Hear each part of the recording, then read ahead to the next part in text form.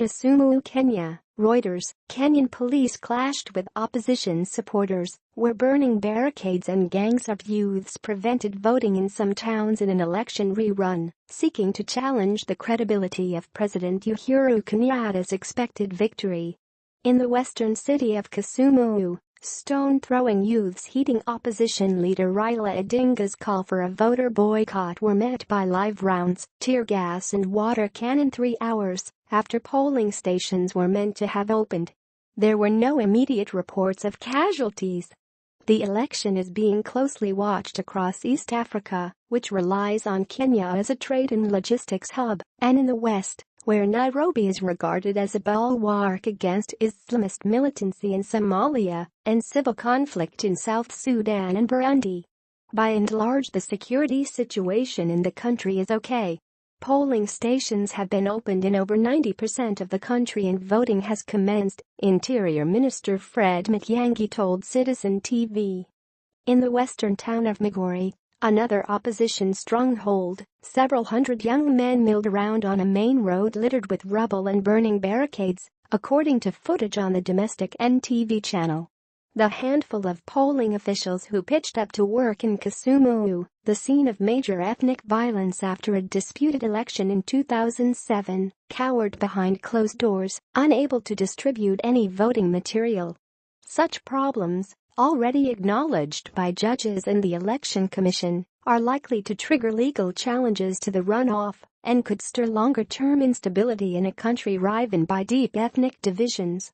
The rerun follows an August vote whose result, a Kenyatta victory, was annulled by the Supreme Court due to procedural irregularities.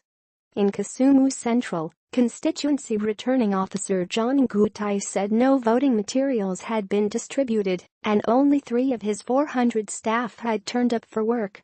One nervous official described his work in the city as a suicide mission.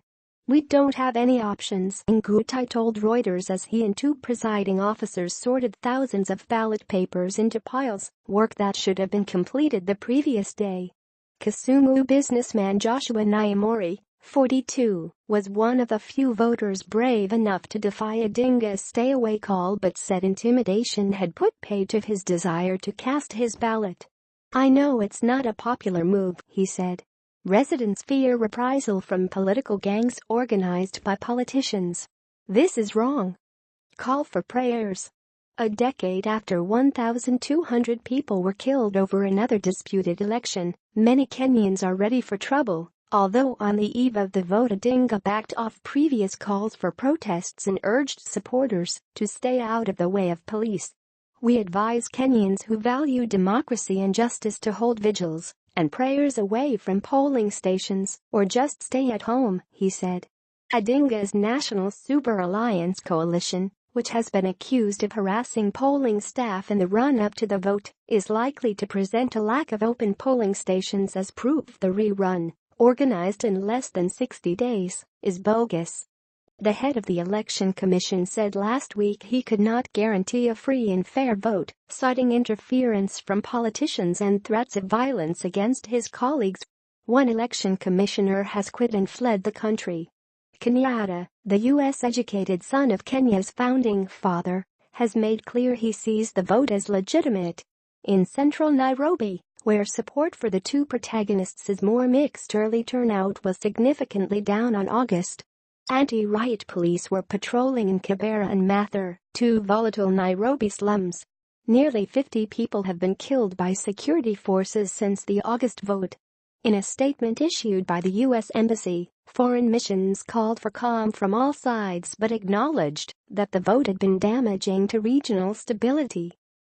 Following this election, there must be immediate, sustained, open and transparent dialogue involving all Kenyans to resolve the deep divisions that the electoral process has exacerbated, it said. Speaking on the eve of the vote, Kenyatta assured his countrymen and Kenya's allies that order would be restored. "I tell all our international partners that we will get through this," he said. "We cannot remain in a perpetual state of politicking." Additional reporting by Maggie Fick, David Lewis and John Daiso in Nairobi and Boz Ratner in Kisumu. Writing by Ed Cropley. Editing by Ralph Bolton.